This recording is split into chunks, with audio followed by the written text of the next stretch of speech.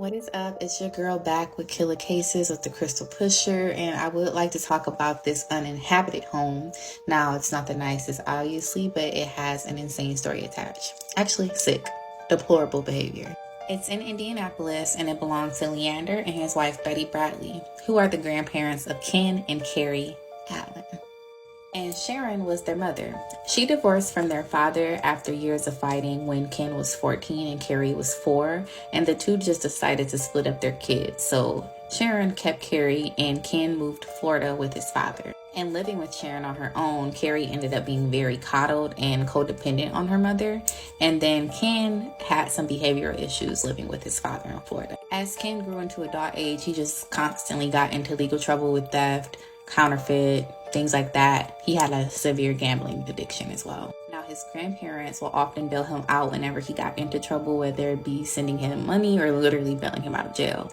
But then he ended up arrested and sentenced to 14 months in prison, and at that time, they decided it was time to cut him off. And he constantly spoke with Carrie and Sharon while he was incarcerated, explaining that he had this big grand idea to make their lives better once he was released from prison. And once he did get released, he went back to Indiana to live with his mother Sharon and his sister Carrie. So when he does get home, he immediately tells Carrie upon the day of his release what his plan was exactly. So the plan actually was to murder his grandparents. He knew they had about $200,000 stored at their home and on top of credit cards and other assets. So he's like, let's take them out. I want mom to help too. And Carrie's like, bet, let's do it.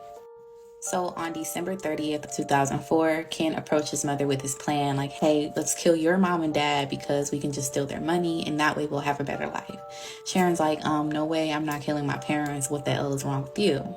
And Ken's like, okay, bet. He said, get down or lay down. But he talks to Carrie and he's like, hey, mom actually isn't down like I thought she would be. So unfortunately, she got to go too.